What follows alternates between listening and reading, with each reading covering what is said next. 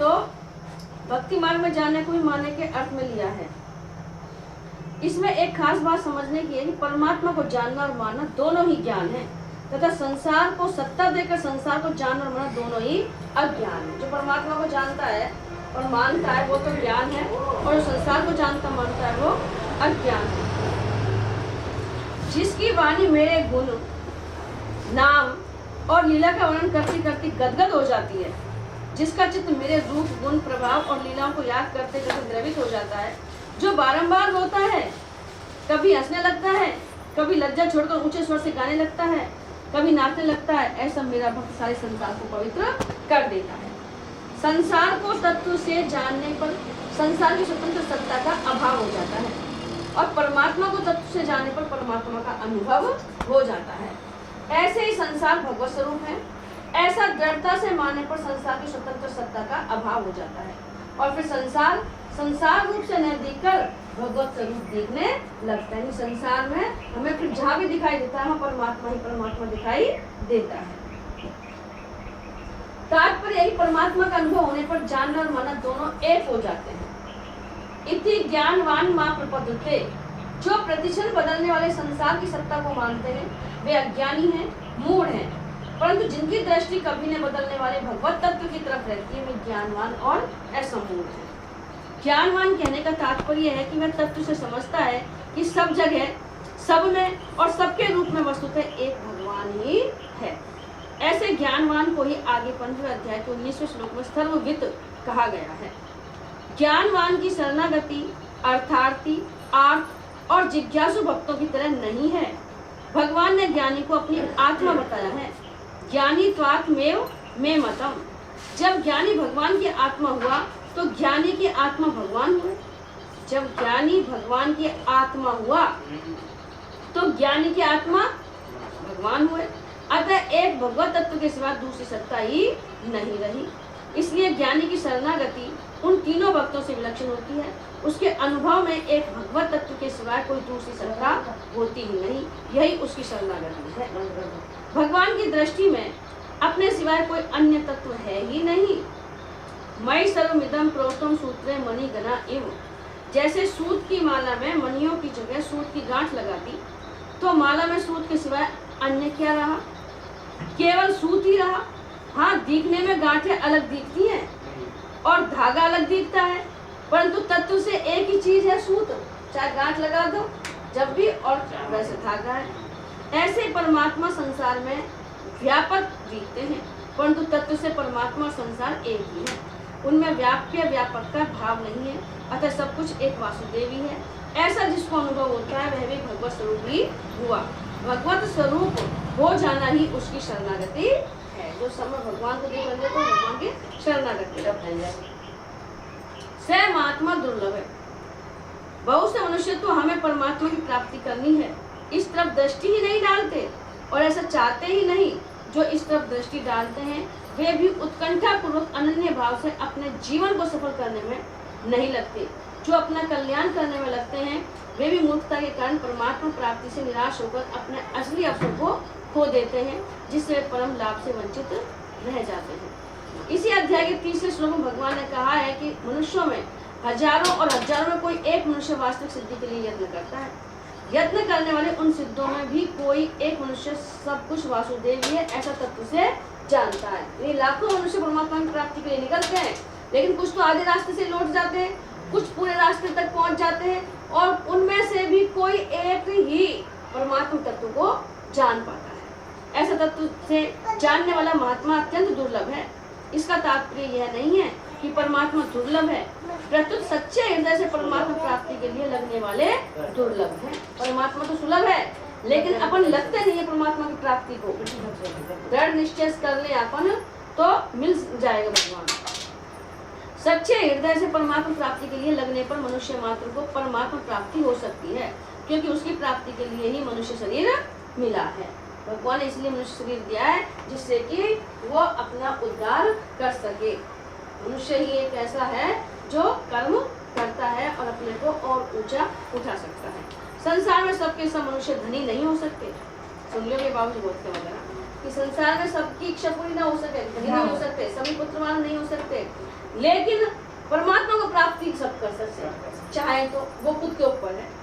सांसारिक भोग सामग्री सबको समान रीति से नहीं मिल सकती, परंतु जो परमात्मा तत्व भगवान शंकर को प्राप्त है, शंकादिकों को प्राप्त है, नारद वशिष्ठ और देवर्षि महर्षियों को प्राप्त है, वही तत्व सब मनुष्य को समान रूप से अवश्य प्राप्त हो सकता है। इसलिए मनुष्य को ऐसा दुर्लभ अवसर कभी नहीं खोना चाहिए। भगवान की यह एक अलौकिक विलक्षणता है कि वे भूखे के लिए अन्न रूप से, भगवान की विलक्षणता, भूखे को अन्न रूप से, प्यासे के लिए जल रूप से और विषय के लिए शब्द स्पर्श रूप रस और गंध रूप से बनकर आते हैं। वे ही मन बुद्धि इंद्रिय बनकर आते हैं, वे ही संकल्प विकल्प बनकर आते हैं, वे ही व्यक्ति बनकर आते हैं, परंतु साथ ही साथ दुख रूप से आकर मनुष्य को चेताते हैं। वो दुख कष्ट आवे तो मनुष्य को चेता भी देवे भगवान कि भाई कष्ट आए तो तू भजले भगवान को, जैसे कहने लात मार देने परिवार वाला जब भी ना छोड़े, है तो मेरा ही तो मारना है और कोई थोड़ी मार दो कोई कि अगर तुम इन वस्तुओं को भोग्य मानकर इनके भोक्ता बनोगे तो इसके फलस्वरूप तुमको दुख ही दुख भोगना पड़ेगा। इसलिए मनुष्य को शर्म आनी चाहिए कि मैं भगवान को भोग सामग्री बनाता हूँ, मेरे सुख के लिए भगवान को सुख की सामग्री बनाना पड़ता है। भगवान कितने विचित्र दयालु हैं कि ये प्राणी जो चाहता है भगवान वैसे ही बन जाते हैं। एक महिला भक्ति, आपको नाम का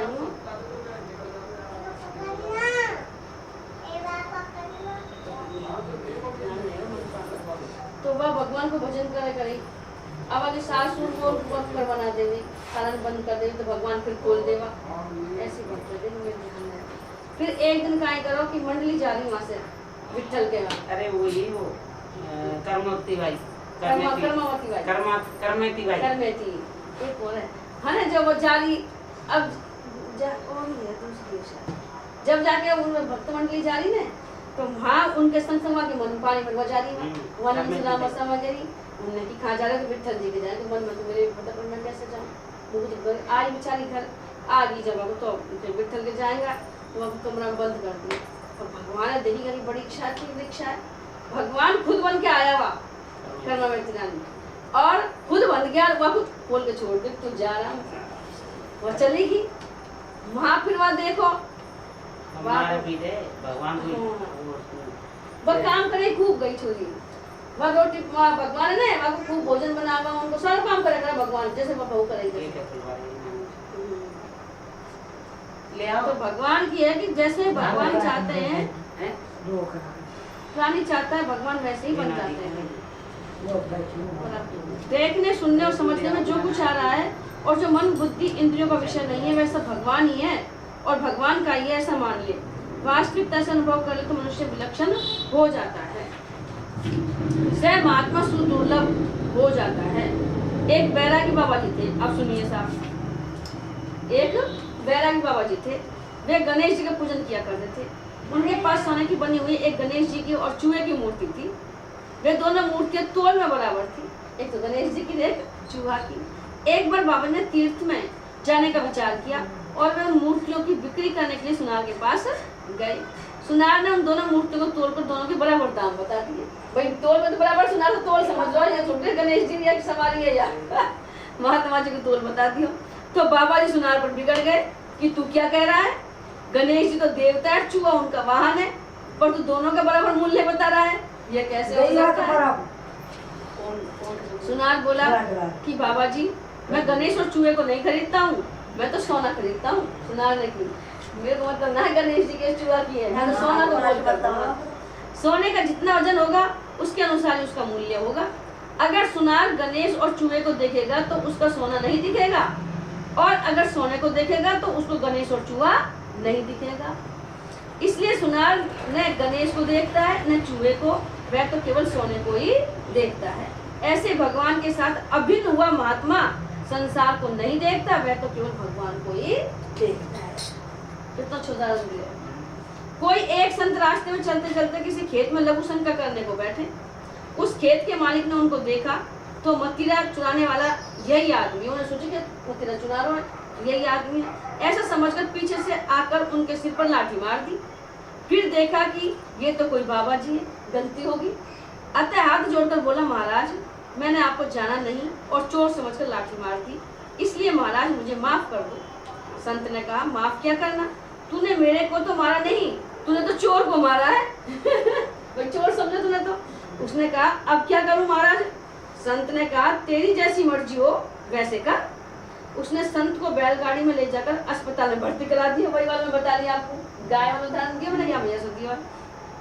अस्पताल में भर्ती करा दिया। वहाँ मल्लम पट्टी करने के बाद कोई आदमी दूध लेकर आया और बोला, महाराज दूध पी लो। संत ने कहा, तू बड़ा चालाक और होशियार है, तेरे विचित्र विचित्र रूप है, तू विचित्र विचित्र लीलाएं करता है। पहले तो तूने लाठी से मारा, अब कहता है तू दूध पी ले। वह आदमी डर गया, कहने लगा, बाबा जी मैंने नहीं मारा। संत बोले, बिल्कुल झूठी बात है, मैं पहचानता हूँ तू ही था, तूने ही मारा है। तेरे सिवाय और कौन आए, कहाँ से आए, कैसे आए? पहले तो मारा लाठी से और अब दूध पिलाने आया है। मैं दूध पी लूंगा, पर था तू ही। पीछे ही पड़ गया कि था तू ही।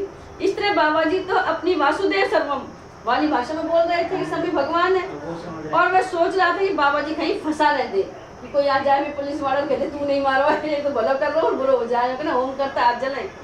तात्पर्य यह है कि संत केवल भगवान को ही देखते हैं कि लाठी मारने वाला, मरहम पट्टी करने वाला, दूध पिलाने वाला सब तू ही है, तू ही है, तू ही है, सब कुछ तू ही है। अब महात्माओं की महिमा, जहाँ संत महात्मा का वर्णन आता है वहाँ कहा गया है, जो ऊंचे दर्जे के तत्व के जीवन मुक्त महापुरुष होते हैं वे अभिन्न भाव और अखंड रूप से केवल अपने स्वरूप में अथवा भगवत तत्व में स्थित रहते हैं। उनके जीवन से, उनके दर्शन से, उनके चिंतन से, उनके शरीर का स्पर्श की हुई वायु के स्पर्श से जीवों का कल्याण होता है। जो ऊंचे दर्जे के संत हैं वहाँ तुम कुछ भी मत कहो, केवल मौन बैठ जाओ, बोलो मत कुछ भी, ना कोई अपना प्रश्न उत्तर ना कुछ है, चुपचाप जब वही से बहुत लाभ मिल जाएगा। तो उनकी स्पर्श जो हवा बह के भी आएगी ना, तो वासु भी अपन को फायदा मिलेगा। जब तो जो तीर्थ स्थान है, जो संत महात्मा है, वहाँ अपन जावे कितना सुख अनुभव हुआ है, अपन को सुखानुभूति होती है। अपन जो मनुष्य उन महापुरुषों की महिमा को नहीं जानते, उनके सामने वे महापुरुष अपने भावों से नीचे उतरते हैं तो कुछ कह देते हैं, जैसे संत महात्माओं ने ऐसा किया है। उनके किए हुए आचरणों और कहे हुए वचनों के अनुसार ही शास्त्र बनते हैं। संत महात्मा जो करते हैं ना, उनके आधार पर ही शास्त्र बनते हैं। अपन तो पढ़ के करें, वो अनुकरण, उनका जो अनुकरण होता है वो ग्रंथ बनते हैं, उनके भाव आ जाते हैं ना। हाँ, वही शास्त्र बनता है। जब वे इससे भी नीचे उतरते हैं तो कह देते हैं कि संत महात्माओं की आज्ञा का पालन करना चाहिए। जिनसे उपयुक्त बात का पालन नहीं होता, उन साधकों के सामने वे स्वयं ऐसा विधान कर देते हैं कि ऐसा करना चाहिए, ऐसा नहीं करना चाहिए। जो ना कर पाए तो उनको फिर वही तरीका बता देते। जैसे कोई 10वीं में पढ़वा लायक बच्चा है तो वह वही हिसाब से पढ़ाएगा, और जो पहली दूसरी में पढ़वा लायक है वह उस हिसाब से रास्ता बता देते हैं। जब वे इससे भी नीचे उतरते हैं तो ऐसा करो, ऐसा मत करो, ऐसी आज्ञा देते हैं। संतों की आज्ञा में जो सिद्धांत भरा हुआ है वह आज्ञा पालक में उतर आता है। उनकी आज्ञा पालन के बिना भी उनके सिद्धांत का पालन करने वाला का कल्याण हो जाता है। परंतु वे महात्मा आज्ञा के रूप में जिसको जो कुछ कह देते हैं उसमें एक विलक्षण शक्ति आ जाती है। आज्ञा पालन करने वाले को कोई परिश्रम नहीं करना पड़ता और उसके द्वारा स्वतः स्वाभाविक वैसे आचरण होने लगते हैं। जो उनकी आज्ञा का पालन नहीं करते, ऐसे नीचे दर्जे के साधकों को वे कहीं कहीं कभी कभी शाप या वरदान भी दे देते हैं। इस परंपरा में देखा जाए तो जो कुछ नहीं करते, निरंतर अपने स्वरूप में स्थित रहते हैं, यह उन संत महापुरुषों का ऊंचा दर्जा हो गया। जो कुछ भी ना करे ना, अपन जैसा मंदिर जा रहा है, पानी कर रहा है और क्रिया कर रहा है, और जो ऊंचे दर्जे के संत होते हैं वो क्रिया नहीं करते बाहरी, वो अंतर में ही स्थित रहते हैं, अंतर में ही सब मानसिक रूप से सारे कार्य करते रहते हैं। शास्त्रों ने ऐसा कहा, संत महात्माओं ने ऐसा किया। अपन कहते शास्त्रों में ऐसा लिखा हुआ है, या फलाने महात्मा जी ने ऐसा बताया, संत ने ऐसा कहा, गुरु जी ने ऐसा कहा। इस तरह संकेत करने से उन संतों का दूसरा दर्जा हो गया। एक बार मैं पूछी यहाँ शंकर समाधान में कि महाराज जो अपनी है ना, अपन के तुलसीदास सदी हरिचरण की जगह तेरे में डेरा, तुलसीदास है क्या मैं मेरा नाम ले सकता हूँ, मैं भी दास बन गई भगवान को? तो नहीं, ये नहीं, जिसकी जो चौपाइयाँ हैं, जिसका जो लेख है उसमें उसी का नाम चाहिए। आप हृदय में अपना विचार करो, आप नाम तो उनका लो लेकिन हृदय में अपना करो कि तुलसीदास सदा जी, तो आप तुलसीदास जी की तरह ही हो जाओगे और भगवान आपको स्वीकार कर लेंगे। तो ये ना है कि अपन जैसे भजन में भी भगवान का नाम आ जाए, अपन अपना भजन ले लें, नाम ले लें, वहाँ में पीछे जैसे मीराबाई का भजन है और मीराबाई की जगह अपन अपना नाम ले लें, लेकिन है तो उनकी कृतियाँ ये, तो उनका ही आदर होना चाहिए। हाँ, संत महात्माओं की आज्ञा का पालन करना चाहिए, ऐसा करने से संतों का तीसरा दर्जा हो गया। ऐसा करना चाहिए और ऐसा नहीं करना चाहिए, इस तरह का विधान करने से उन संतों का चौथा दर्जा हो गया। तुम ऐसा करो और ऐसा मत करो, ऐसा कहना उन संतों के 5वें दर्जे की बात है।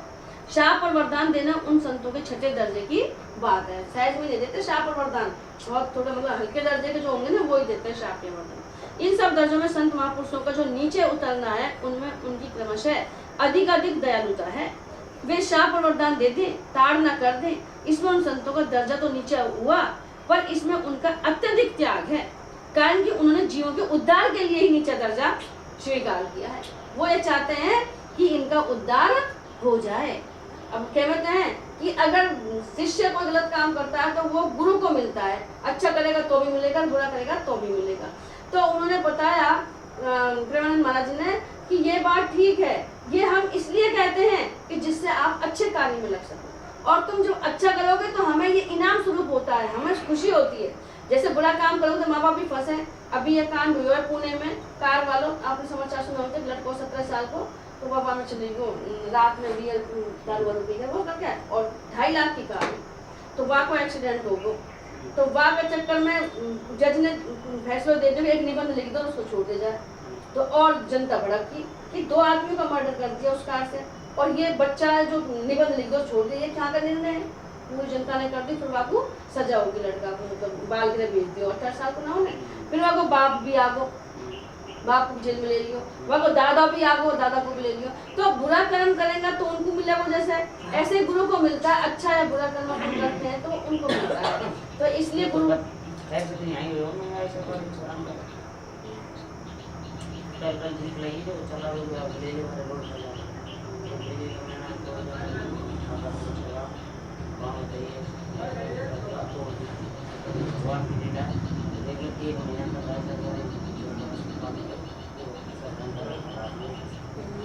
यही है ना। तो भाई ऐसे ही जो अच्छे बुरे कर्म करते तब अपने गुरु को मिलता है, इसलिए अपने ये याद बनी रहे, डर की वजह से भी अपने बुरा कर्म नहीं करें कि भाई अपने उनको मिलता है। तो सिर्फ लेकिन इसमें जो नीचे दर्जे को उतरते हैं वो भी अपने भले के लिए उतरते हैं। अपन को लग रहा है कि ऐसे शाप दे रहा वरदान दे रहा, लेकिन वो अपना भलो हो रहा है वहाँ में, जिससे अपन भगवान से जुड़ सके ज़्यादा से ज़्यादा। ऐसे भगवान भी अपने स्वरूप में नित्य निरंतर स्थित रहते हैं, यह उनके ऊंचे दर्जे की बात है। परंतु वे ही भगवान अत्यधिक कृपालुता के कारण कृपा के परवश होकर जीवों को उद्धार करने के लिए अवतार लेकर आदर्श लीला करते हैं। वो तो यह लीला करने के लिए आते हैं। उनकी लीलाओं को देखने सुनने से लोगों का उद्धार होता है। भगवान और भी नीचे उतरते हैं तो उपदेश देते हैं, और उससे भी नीचे उतरते हैं तो आज्ञा देते हैं, और भी नीचे उतरते हैं तो शासन करके लोगों को सही रास्ते पर लाते हैं। उससे भी नीचे उतरते हैं तो शाप और वरदान दे देते हैं, अथवा उसके और संसार के हित के लिए उसका शरीर से वियोग भी करा देते हैं। भगवान ने अर्थार्थी, आर्थ, जिज्ञासु और ज्ञानी इन 4 प्रकार के भक्तों द्वारा अपना भजन करने की बात कही थी। उनमें ज्ञानी के भजन का क्या स्वरूप है, इसको इस श्लोक में बताते हैं कि सब कुछ वासुदेव ही है, ऐसा अनुभव करना ही ज्ञानी का भजन है। शरणागति है, असली शरणागति वही है जिसमें शरणागत की सत्ता ही न रहे, प्रत्युत शरण्य ही रह जाए। शरणागत की सत्ता नहीं रहे, शरण्य ही रह जाए जो शरण में। सब कुछ भगवान ही है, यह वास्तविक ज्ञान है। ऐसे वास्तविक ज्ञान वाला महात्मा भक्त भगवान की शरण हो जाता है, अर्थात अपना अस्तित्व मिटाकर, मैंपन मिटाकर भगवान में लीन हो जाता है। फिर मैंपन नहीं रहता, अर्थात प्रेम वाला नहीं रहता, परंतु केवल प्रेम स्वरूप भगवान रह जाता है। तो मैं भी ना रहे, अपनी सत्ता मिट जाए और भगवान की सत्ता रह जाती है। जिनमें मैं तू यह वह चारों ही नहीं है, यही शरणागति का वास्तविक स्वरूप है। महात्मा शब्द का अर्थ है महान आत्मा, अर्थात अहम भाव, व्यक्तित्व, एक देशीयता से सर्वथा रहित आत्मा। जिसमें अहम भाव, व्यक्तित्व, एक देशीयता है, वह अल्पात्मा है। महान आत्मा, महात्मा और अल्पात्मा, जिसमें एक देशीय है, अहम भाव है, अपन बस केवल मैं में स्थित है अपन, तो अपना अल्प आत्मा है। और जो महान आत्मा है उसका व्यक्तित्व बहुत विशाल होता है, वासुदेव सर्वम होता है, उसमें सब भगवान ही भगवान दिखते हैं।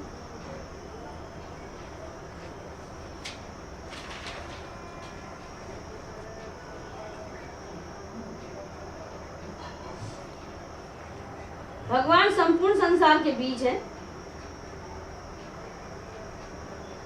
यद्यपि सर्वभूतानां बीजम तदल में अर्जुन, बीजम माँ सर्वभूतानां विद्धि पार्थ सनातनम।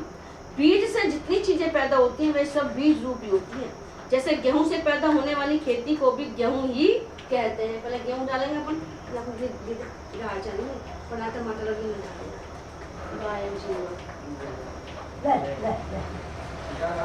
सिया राम भाई साहब कौन खा रहे? किसान लोग कहते हैं कि गेहूं की खेती बहुत अच्छी हुई। देखो खेत में गेहूं खड़े हैं, गेहूं से खेत भरा है, वही डालिए तो डालिए, खा जाएंगे अपना। हाँ वही डाल दे, उधर भी डाल दे, हाँ खम्बा कर डाल दे, बुला ले एक कुछ दे के। परंतु कोई शहर में रहने वाला व्यापारी हो, वह उसको गेहूं कैसे मान लेगा? वह कहेगा कि मैंने बोरे के बोरे गेहूं खरीदा और बेचा है, बोरे के बोरे गेहूं खरीदा और बेचा है। डालिए भाई, आगे गाइए। क्या मैं नहीं जानता कि गेहूं कैसा होता है? यह तो घास है, डंठल और पत्ती है, यह गेहूं नहीं है। परंतु खेती करने वाला जानकार आदमी तो यही कहेगा कि वह घास नहीं है जो पशु खाया करते हैं, यह तो गेहूं है। खेती को गाय खा जाती है तो कहते हैं कि तुम्हारी गाय हमारा गेहूं खा गई, जबकि उसने गेहूं का एक दाना भी नहीं खाया। खेत में भले ही गेहूं का एक दाना भी न दिखे, पर यह गेहूं है, इसमें संदेह नहीं होता। बोलना ये गेहूं है, ये जो है, जब हमें दिखे ना है। कारण कि यह पहले भी गेहूं ही था, अंत में भी गेहूं रहेगा, अतः बीच में खेती रूप से अलग दिखते हुए भी गेहूं ही है। अभी तो यह हरी हरी घास दिखती है, पर बाद में पकने पर इससे गेहूं ही निकलेगा। इसी तरह संसार के पहले भी परमात्मा थे, अंत में भी परमात्मा ही रहेंगे, अतः बीच में भी सब कुछ परमात्मा ही है। वासुदेव सर्वम। कितना अच्छा उदाहरण दिया है। जब तक साधक में अहम है तब तक वह भोगी है, मेरापन है। मैं योगी हूँ, यह योग का भोग है। मैं ज्ञानी हूँ, यह ज्ञान का भोग है। मैं प्रेमी हूँ, यह प्रेम का भोग है। जब तक साधक में भोग रहता है, इन समझ में भोग होगा ना भाई, मैं लगूँ ना, मैं ज्ञानी हूँ। मैं जब बाबा जी कहते अपन जैसा 4 धाम की यात्रा करवा जाए तो एक अहम और पाल लो कि मैं 4 धाम की यात्रा कर ली। क्या होगा? कहता फिरोगे समझ वो 4 धाम मैंने कर लिया। तब तक उसके पतन की संभावना रहती है। जो योग का भोगी है वह कभी विषयों का भोगी भी हो सकता है, जो ज्ञान का भोगी है वह कभी अज्ञान का भोगी भी हो सकता है, और जो प्रेम का भोगी है वह कभी राग का भोगी भी हो सकता है। कारण कि उसमें पहले से भोग की प्रवृत्ति आदत रही है। जब भोगी नहीं रहता तब केवल योग रहता है। योग रहने पर मनुष्य मुक्त हो जाता है, परंतु मुक्त होने पर भी महापुरुष ने जिस साधन से मुक्ति प्राप्त की है उस साधन का एक संस्कार अर्थात अहम की सूक्ष्म गंध रह जाती है, जो दूसरे दार्शनिकों के साथ एकता नहीं होने देती। इस संस्कार के कारण ही दार्शनिकों में और उनके दर्शनों में मतभेद रहता है। अपने मत का संस्कार भी नहीं रहता और सबके साथ एकता हो जाती है, अर्थात संपूर्ण मतभेद मिट जाते हैं और वासुदेव सर्वम का अनुभव हो जाता है। वास्तव में वासुदेव सर्वम का अनुभव करने वाला, इसको जानने वाला, कहने वाला भी नहीं रहता, प्रत्युत एक वासुदेव ही रहता है, जो अनादिकाल से जो करते हैं। समय परमात्मा को देखने से संपूर्ण मतों में समान आदर भाव हो जाता है, क्योंकि अपने इष्ट परमात्मा से विरोध संभव ही नहीं है। निज प्रभु में देखई जगत कैसन करई विरोध। इस समय मुझे भगवान दिखाई दे रहा है, मैं किसके साथ विरोध करूं? ईश्वर और जीव के विषय में 2 तरह का वर्णन है। ईश्वर समुद्र है और जीव उसकी तरंग है, अर्थात तरंग समुद्र की है। तरंग दिखाई अलग देती है क्योंकि उसमें हवा का विकार हो जाता है, इसलिए तरंग अलग हो दिखती है और समुद्र अलग है, जबकि वो है ये दरी वगई पदार्थ ना उसको गई है जब नानी ना टमाटर वगैरह। दूसरा है जीव समुद्र है, ईश्वर उसकी तरंग है, अर्थात समुद्र तरंग का है, जीव क्या है? समुद्र है और ईश्वर उसकी तरंग है, अर्थात समुद्र तरंग का है। इन दोनों में तरंग समुद्र की है, ऐसा मानना ही ठीक दिखता है। तरंग कौन की है? समुद्र की है।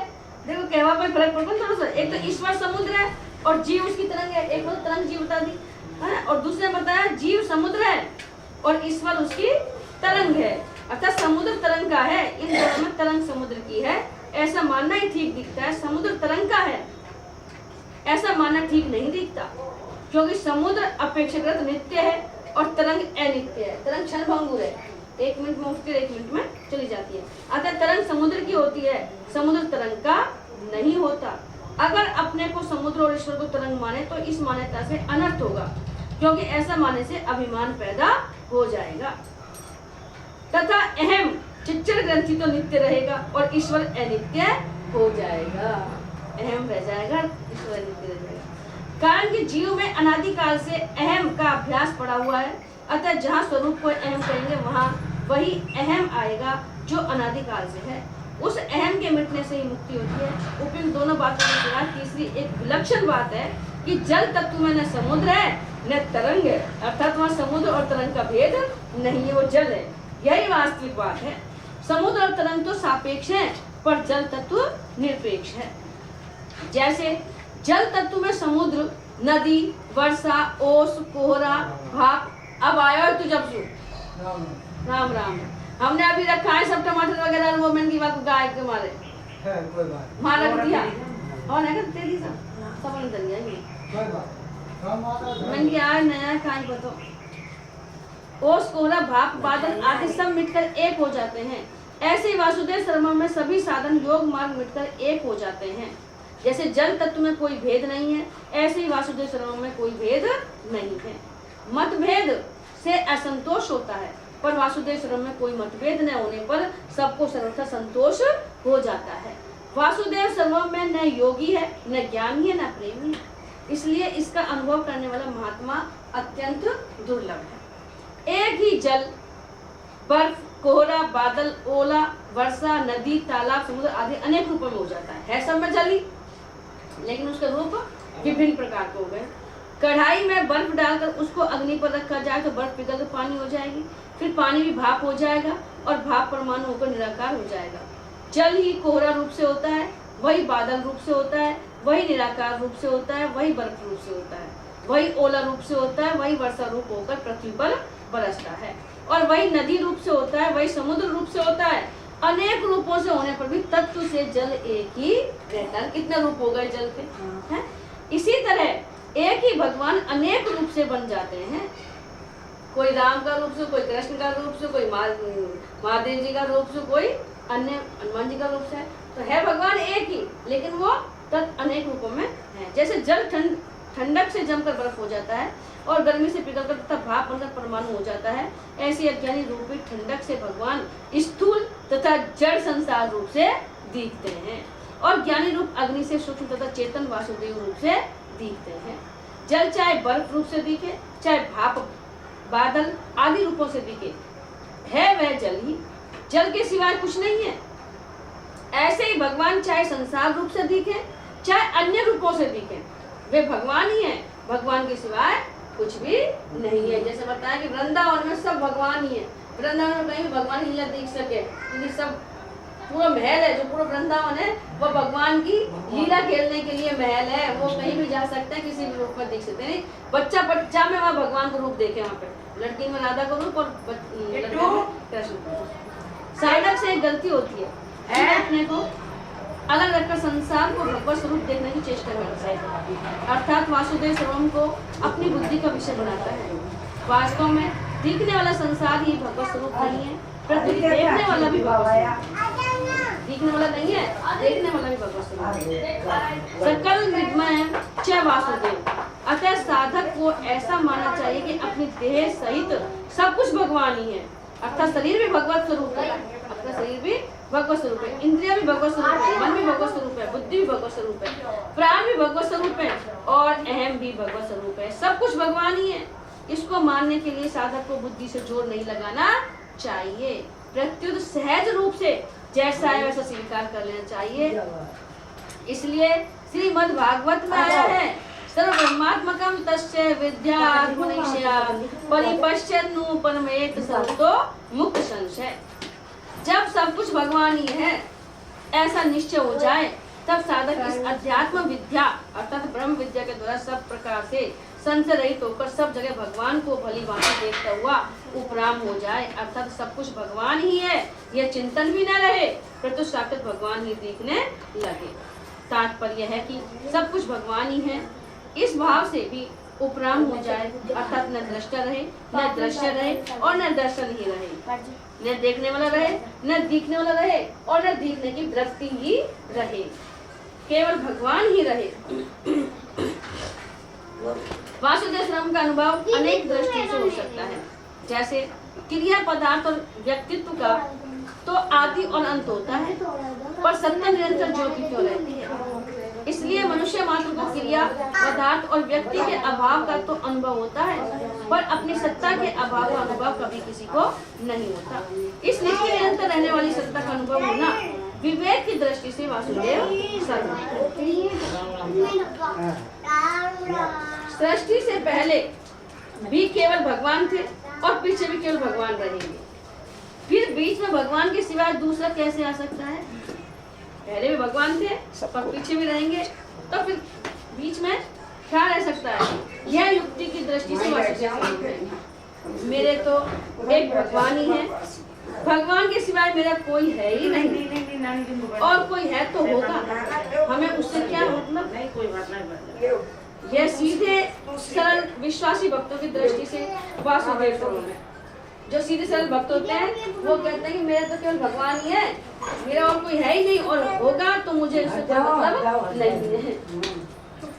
जैसे ब्रज में एक साधु कुएं पर किसी से बातें कर रहा था। सुनिए कि ब्रह्म ऐसा होता है, जीव ऐसा होता है, आदि आदि। वहाँ जल भरने के लिए आई एक गोपी ने ये बातें सुनी, तो उसने दूसरी गोपी से पूछा, अरे वीर, ये ब्रह्म जीव आदि क्या होते हैं। वह गोपी बोली कि हमारे लाला के ही कोई सगे संबंधी हैं। जीव ब्रह्म क्या होते हैं, तो हमारे कोई लाला के सगे संबंधी होंगे, कोई मिलवाड़ा होगा। तभी साधु लोग उनकी बात करते हैं, नहीं तो साधुओं को लाला के सिवाय और से क्या मतलब। जिसके भीतर भगवत तत्व को जानने की व्याकुलता है, दिन में भूख नहीं लगती, रात में नींद नहीं आती, वह किसी संत से सुनकर अथवा पुस्तकों में पढ़कर दृढ़ता पूर्वक मान लेता है कि सब कुछ भगवान ही है। भगवान कैसे हैं इसका तो पता नहीं, पर भगवान के सिवाय कुछ नहीं है। भगवान है कैसे ही तुम्हें पता ना है, लेकिन भगवान के सिवाय कुछ नहीं है, सब कुछ भगवान है। वासुदेव सर्वम। यह संत के वचनों पर विश्वास की दृष्टि से वासुदेव सर्वम है।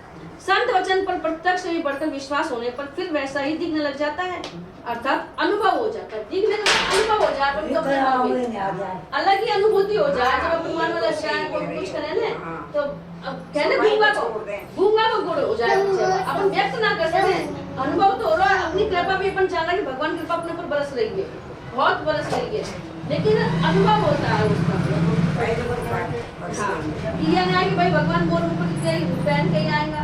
अब जैसे मैं बता रही, मैं तो बहुत अनुभव है, मेरा एक्सीडेंट हुआ तो वो ये पता ना मैं खाऊं खाना, लेकिन तुरंत ही सहायता मिलती। जब ईश्वरी कृपा हो तो तुरंत। ये तो मेरा ईश्वर ने तो भेजा ना, और ये तो पड़ा ही रह जाए। अगर भगवान की कृपा अपने ऊपर ना होए तो अपन पड़ा ही रह जाए, वहीं मर जाए पीछे, बेटा गिर जाएगी। आज कभी गिर जाती होगी। ऐसे ही दो सखी वृंदावन में जाने का पानी भरवा। अब वो चल रही कि भगवान कहाँ मिले, कहाँ रहे भगवान। तो कोई संत वंत जा रहा, उन्होंने की भाई बाबा हमको कृष्ण भगवान कहाँ मिलेगा। थोड़ी वाली जैसी उन्होंने की भाई महात्मा का झोला में रहे। अच्छा हाँ, महात्मा जी का झोला में रहे। तो चलते चलते एक महात्मा उनको झोला में टकराओ। अरे तो उन्होंने की अरे झोलो या भगवान मिलेगा अपन। अब खड़ी रही, महात्मा ने झोलो तो रख दिया और वो गंगा स्नान करने लग गया। अभी महात्मा जी आएंगे तो अपन देख लेंगे भगवान। दोनों जनी आई और वो झोला फोड़ने लगी। हम थोड़ा बहुत सामान निकलो, सामान निकाल के धर दिया। फिर साहब गोपाल लड्डू गोपाल जी लेके चल रहा है। लड्डू गोपाल जी बैठा, अरे ये ना भगवान देख, ये भगवान कृष्ण भगवान दोनों राजी होगी। और दोनों बैठे बैठे पैर से पड़ के, तो उन्होंने दोनों ने पैर की मालिश करी गोपाल जी का, और सीधा खड़ा हो गया। भगवान सीधा खड़ा हो गया। इतना में बस महात्मा जी निकल आए नहा धो के, और व्यक्ति के हमारे भक्ति छोड़ के, जो कोई भगवान है वही रख रखे। अब महात्मा जी ना के भगवान का साष्टांग प्रणाम। मैं कहा, महाराज मैं तो इतना दिन से पूछा कर रहा हूँ, तुम वैसा वैसा हो और तुम अब खड़ा दिख रहा हो। वो गोपियों का सरल भाव जब उन्होंने की कि भाई तुम तो पूजा कर रहा पर तुम वो निर्जीव वस्तु मान रहा है, और उन्हें सजीव मानी गोपी ने कि भाई बैठे बैठे में पैर अकड़ गया, जब हमारी ने सीधा कर दिया, हमारी से मतलब जब खड़ा हो जाएगा, अबे खड़ा पाया मुझे संत मान। बोल श्री कृष्ण भगवान की जय। तो भाव सबसे ज्यादा प्रबल है, क्रिया प्रबल ना है। क्रिया चाहे तुम कुछ भी मत करो, लेकिन भाव अपने प्रबल है ना, तो भाव से ही भगवान मिल जाए। कुछ भी देने को मत हो, लेने को मत हो, कुछ भी मत करो। कामेस्ते हर्थ ज्ञाना प्रपतन्ते अन्य देवता तम तम नियम अस्थाय प्रकृत्या नियता स्वया। उन अर्थात इस लोक के लिए और परलोक के भोगों की कामनाओं से जिनका ज्ञान ढक गया है। ज्ञान तो सब में, लेकिन उस पर एक पर्दा पड़ा हुआ है, आवरण पड़ा हुआ है, आच्छादित हो गया है। तात्पर्य है कि परमात्मा की प्राप्ति के लिए जो विवेक युक्त मनुष्य शरीर मिला है, उस शरीर में आकर परमात्मा की प्राप्ति न करके वे अपनी कामनाओं की पूर्ति करने में ही लगे रहते हैं। भगवान ने मनुष्य जन्म इसलिए दिया है कि तुम मुझे प्राप्त करके अपने जन्म मरण के बंधन से छूट जाओ, जिसमें सबसे ज्यादा कष्ट होता है जन्म मरण में, इसलिए मुक्ति मिल जाए तुमको। लेकिन अपन यहाँ आकर के क्या होता है, अपना ज्ञान ढक जाता है और मोह माया में फंस जाते हैं। अपन यहाँ से भगवान ना फंसाए, अपन फंसे ज्यादा, कोई ना बांधे नहीं। संयोग जन्य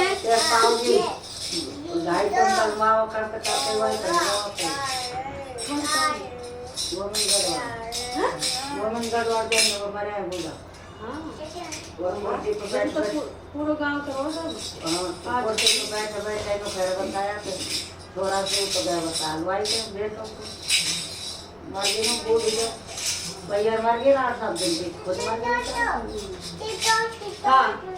संयोग जन्य सुख की इच्छा को कामना कहते हैं। संयोग जन्य सुख की इच्छा को कामना कहते हैं। कामना दो तरह की होती है, यहाँ के भोग भोगने के लिए धन संग्रह की कामना, और स्वर्ग आदि परलोक के भोग भोगने के लिए पुण्य संग्रह की कामना। एक तो अपन यहाँ सुख पावे, इस लोक में पैसा हो जाए तो सुविधाएं हो जाए, और एक बहुत से चाहते हैं कि अपन परलोक जाए तो अपने को वहाँ पर तो सुविधाएं मिले। बताते हैं कि बिल्कुल अंधेरा बुक मिलता है, जब अपना काम जाते हैं तो वहाँ कहीं कांटे मिलेंगे, कहीं गर्म हवा मिलेगी, कहीं दबती बालू रेत मिलेगी, तो उनमें अपने को बहुत कष्ट मिलता है। तो वहाँ के सुख के लिए सुख तो भाई मैं करे ना मानी, लेकिन अपन स्वप्न में भी सुख शरीर अपना सुखी होता है, दुखी होता है भाई। बस शरीर तो पड़ा है और सपना में कोई मार रहा होता है, जब डोलेंगे धोएंगे, कोई अच्छी चीज मिले तो अपन स्वाद लेना, सब बढ़ जाएगा। हाँ, तो सूक्ष्म शरीर मिलता है। धन संग्रह की कामना दो तरह की होती है। पहली है चाहे जैसे भोग भोगे, चाहे जब चाहे जहाँ चाहे जितना धन खर्च करें, सुख आराम से दिन बीते आदि के लिए, अर्थात संयोग जन्य सुख के लिए धन संग्रह की कामना होती है। और दूसरी, मैं धनी हो जाऊं, धन से मैं बड़ा बन जाऊं आदि के लिए, मेरे पास पैसा होगा, पैसा कमाया है कोई ना कुछ, तो अर्थात अभिमान जन्य सुख के लिए धन संग्रह की कामना। एक तो वस्तु के लिए धन संग्रह की कामना और एक अभिमान के लिए धन संग्रह की कामना। ऐसे ही पुण्य संग्रह की कामना भी दो प्रकार की होती है। पहली तो यहाँ मैं पुण्यात्मा कहलाऊं, एक तो यह कि यहाँ दुनिया दिखाऊं, जैसे अपन बैठा तो दुनिया वो भोजित पढ़ना पढ़ के चाहे अपने मन में कर चुना है, तो पुण्य बनने की कामना। एक दूसरी परलोक में मेरे को भोग मिले, भाई मैं जहाँ जाऊँ तो वो सुख सुविधा मिले परलोक में। इन सभी कामनाओं से सत असत, नित्य अनित्य, सार असार, बंध मोक्ष आदि का विवेक आच्छादित हो जाता है, विवेक ढक जाता है। विवेक आच्छादित होने से वे यह समझ ही नहीं पाते कि जिन पदार्थों की हम कामना कर रहे हैं वे पदार्थ हमारे साथ कब तक रहेंगे और हम उन पदार्थों के साथ कब तक रहेंगे। जो अपन जड़ पदार्थों के, सांसारिक पदार्थों की कामना कर रहे हैं वो हमारे साथ कब तक रहेंगे, ये अगर अपन जान ले तो अपन इनको फिर इकट्ठा ही नहीं करेंगे। हम कब तक रहेंगे, तो हम छोड़ेंगे या वो छोड़ेंगे, हमें एक को छोड़ के जाना पड़ेगा। कामनाओं के कारण विवेक ढका जाने से वे अपनी प्रकृति से नियंत्रित रहते हैं, अर्थात अपने स्वभाव के परवश रहते हैं। यहाँ प्रकृति शब्द व्यक्तिगत स्वभाव का वाचक है। प्रकृति मतलब स्वभाव, समष्टि प्रकृति का वाचक नहीं है। यह व्यक्तिगत स्वभाव सब में मुख्य होता है। स्वभावो मूर्धन वर्तते, अतः व्यक्तिगत स्वभाव को कोई छोड़ नहीं सकता। तो स्वभाव ये मेरो अपन कहते ना ई ना बदलो चाहे बड़ापन कोई जैसे तुम फिर ना बदल जाओ, जैसे सास बहू में लड़ाई होवे या माँ बेटी में कोई में होवे तो अपन कहते तू ही बदल जा भाई, जब ई ना छोड़ो मैं कैसे छोड़ू स्वभाव, वो सब ना छोड़ा जाए अपना स्वभाव। तो स्वभाव मतलब प्रकृति, परंतु इस स्वभाव में जो दोष है उनको तो मनुष्य छोड़ ही सकता है। अगर उन दोषों को मनुष्य छोड़ नहीं सकता तो फिर मनुष्य जन्म की महिमा ही क्या हुई। मनुष्य अपने स्वभाव को निर्दोष शुद्ध बनाने में सर्वथा स्वतंत्र है। मतलब चाहे तो अपन बदल सकते हैं, लेकिन अपन बदलना नहीं चाहते, बदला भी नहीं जाता। परंतु जब तक मनुष्य के भीतर कामना पूर्ति का उद्देश्य रहता है तब तक वह अपने स्वभाव को सुधार नहीं सकता, और तभी तक स्वभाव की प्रबलता और अपने में निर्बलता दिखती है। परंतु जिसका उद्देश्य कामना मिटाने का हो जाता है वह अपनी प्रकृति का सुधार कर सकता है, अर्थात उसमें प्रकृति की परवशता नहीं रहती, वो बदल सकता है जिसको अपनी सुख कामना नहीं रहती। पर कामना तो अपन शुरू से पालने रहे क्यों ना है। अब अपन बेटा पाल रहे तो सोचे कि बुढ़ापन में अपन को सुख दे, और जब ना दे जाओ अपन को फिर दुख होवे। तो ये कामना अगर शुरू से ना पाले जब तो हो जाए, लेकिन शुरू से अपन पालते हैं, ये करते हैं कि भाई ऐसा होगा, ये काम करेंगे तो भविष्य में ऐसा होगा। कामना के कारण अपनी प्रकृति के परवश होने पर मनुष्य कामना पूर्ति के अनेक उपायों को और विधियों को ढूंढता रहता है। अमुक यज्ञ करने से कामना पूरी होगी, कि अमुक तप करने से, अमुक दान देने से कामना पूरी होगी, कि अमुक मंत्र का जप करने से। आजकल यही चाहिए अपन को। अपन जाए कोई साधु संत कहते हाँ भाई 5 माला वाच कर लीजिए, फलाना पे वहाँ चढ़ा दीजिए या कर दीजिए और तुम्हारी कामना पूरी है, तुम्हारी सिद्ध हो जाएगी। आदि आदि उपाय खोजता रहता है। उन उपायों की विधियां अर्थात नियम अलग अलग होते हैं। जैसे अमुक कामना पूर्ति के लिए अमुक विधि से यज्ञ आदि करना चाहिए और अमुक स्थान पर करना चाहिए आदि आदि। इस तरह मनुष्य अपनी कामना पूर्ति के लिए अनेक उपायों और नियमों को धारण करता है।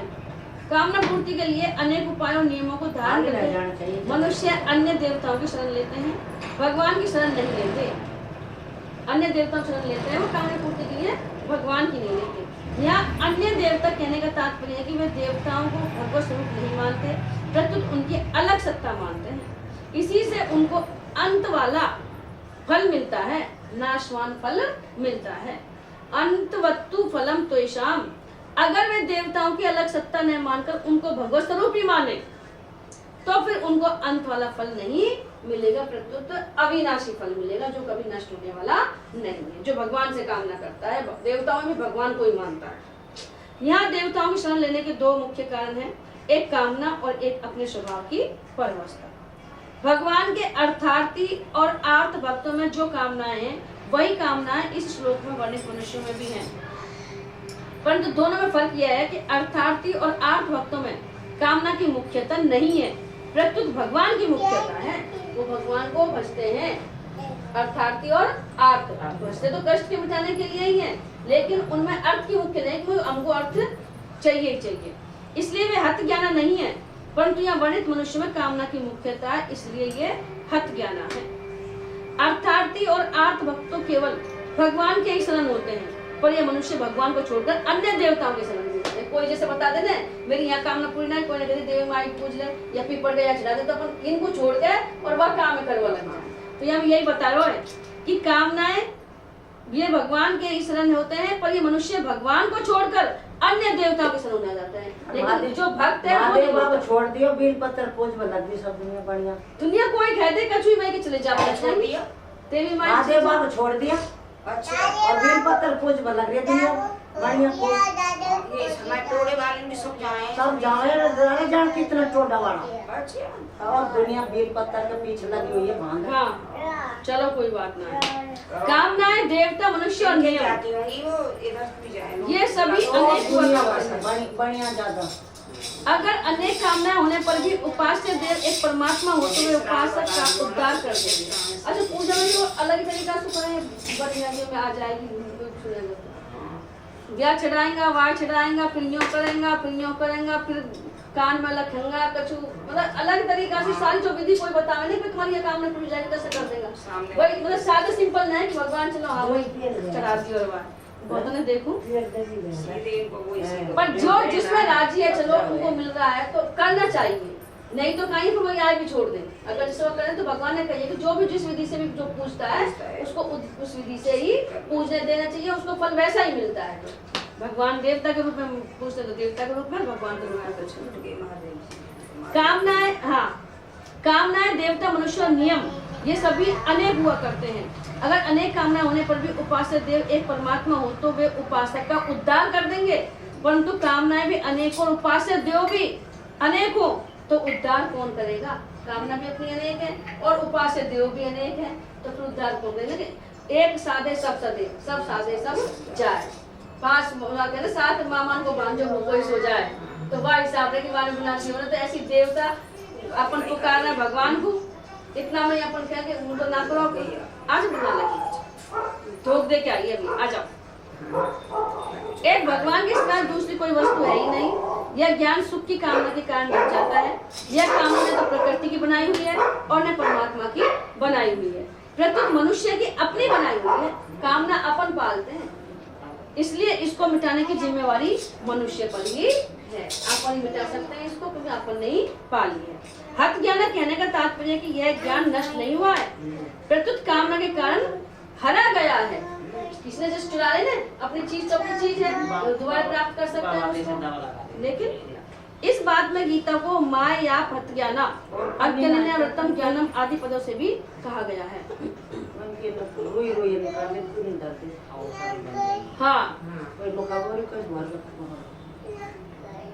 माया से तो इसमें है इसी अध्याय के 15वें श्लोक में आए माया हत ज्ञान पद में तमोगुण की प्रधानता रजोगुण की गौणता है, पर यहाँ आए काम में इसलिए हत ज्ञान पद में रजोगुण की प्रधानता तमोगुण की गौणता है। माया हत ज्ञान पद में अर्थ की मुख्य इच्छा है और काम में इससे हत ज्ञान पदों में भोग की मुख्य इच्छा है। दोनों में फर्क यह है कि माया से अपहत ज्ञान वाले मनुष्य देवताओं का पूजन नहीं करते, पर कामनाओं से अपहत ज्ञान वाले मनुष्य देवताओं का पूजन करते हैं। कान के अर्थ से अरुचि नहीं होती, जीवी प्रति लाभ लोभ अधिकारी, पर भोगों से अरुचि होती ही है।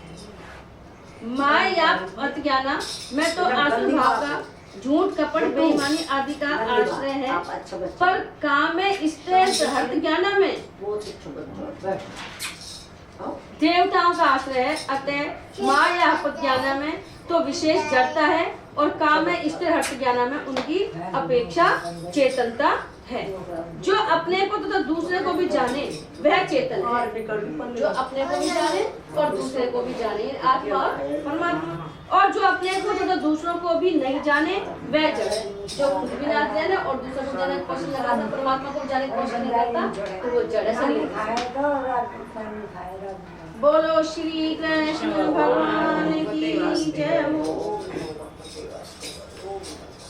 सबका भला करो भगवान, सब पर दया करो भगवान, सबके कष्ट हरो भगवान, सबके पाप हरो भगवान, सबके आवे गुण दूर करो भगवान, सबको सद्गुण देओ भगवान, सबको सद्बुद्धि देओ भगवान, सब में आप रमो भगवान, सबका भला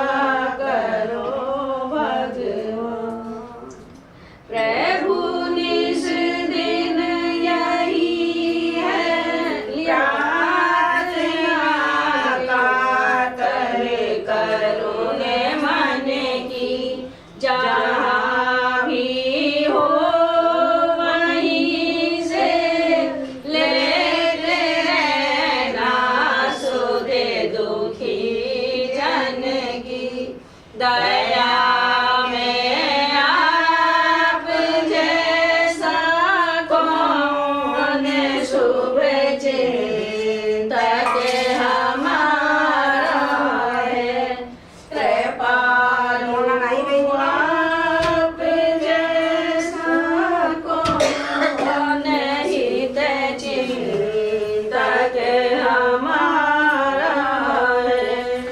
तुम्हारे दीन दासों को तुम्हारा ही सहारा है।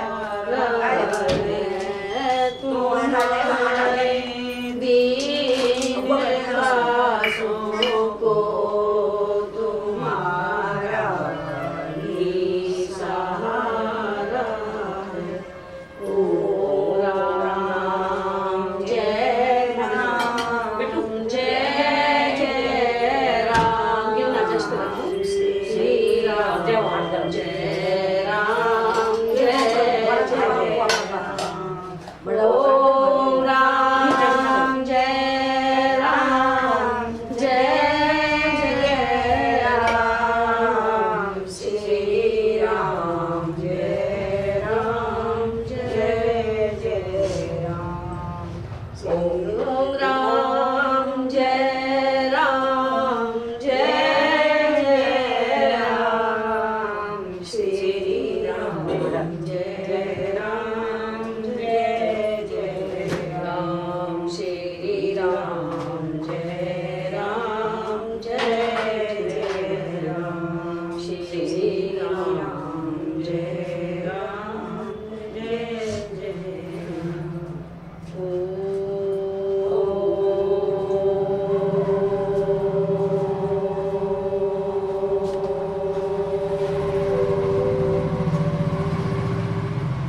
शरणा भवतु शरणो पुनस्तु शैवीर्यं कर्वावहै